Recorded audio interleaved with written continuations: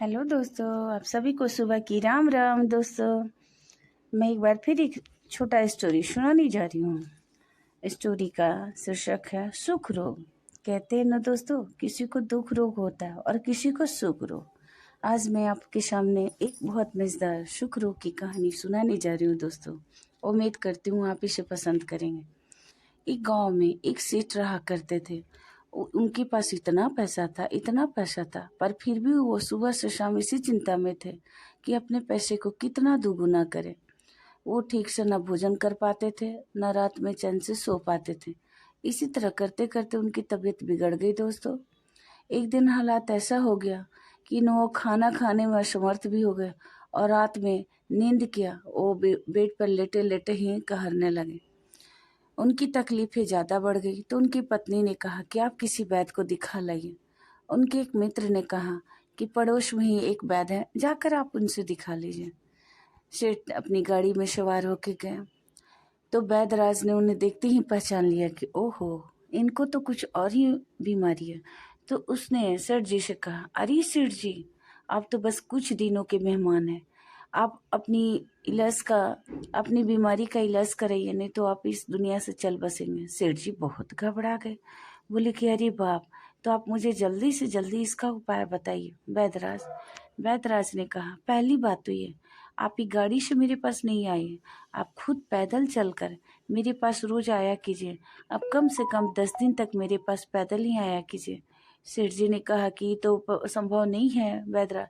तो वैद्यराज ने जी ने कहा, तो फिर मेरे पास भी इलाज संभव नहीं है, आप खुद पैदल चल के मेरे पास आया कीजिए। हार कर क्या न करते, सेठ जी दूसरे दिन अपने घर से वैद्यराज के पास पैदल आए।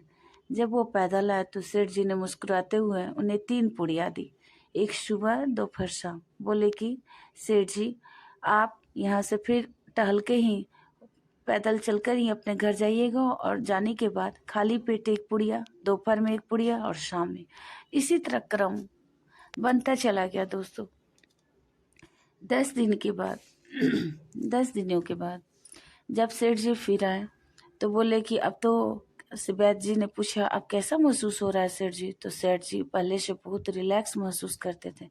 बोले, हाँ हाँ वैद्यराज, आपकी दवाई से तो मुझे बहुत फायदा हुआ, अब तो पूरी तरह तंदुरुस्त हूँ। अब न तो बीपी की शिकायत है, न सिर दर्द की शिकायत है, कहीं कोई नहीं। तो फिर बोला, वैद्यराज जी आपने ऐसा कौन सा दवा दिया? वैद्यराज जी ने कहा कि अरे सेठ जी, मैंने कोई दवा नहीं दी, समझे। आपको दुख रोग नहीं, सुख रोग हो गया था। बैठे बैठे खाते थे और दिन भर पैसे की कैसे और आगे बढ़े सोचते थे, इसलिए आपकी कहे ना रातों की नींद हराम हो गई थी, न खाने में आपका ध्यान रहता था। ये 3 पुड़िया मात्र एक मीठी गोली थी जो आपको सुबह दोपहर शाम, ये कोई दवा नहीं थी। आप वहां से टहल के आए तो आपके शरीर का जितना विकार था खत्म हो गया, सारे नस खुल गए। कहते हैं ना, जो शरीर से परिश्रम करता है वही तो स्वस्थ रहता है। सेठ जी, आप बैठे बैठे गद्दी पर आपका सारा नस बंद हो गया था, इस कारण सारी बीमारियां उत्पन्न हो गई। अभी से एक बात को ध्यान रखिए, शरीर से जितना अधिक हो परिश्रम कीजिए और मेहनत की रोटी खाइए, है ना दोस्तों। तो कहते हैं लेबोरिश मैन इज सक्सेसफुल। जो मेहनत करता है दोस्तों वही तो आगे बढ़ता है ना दोस्तों। बाय दोस्तों।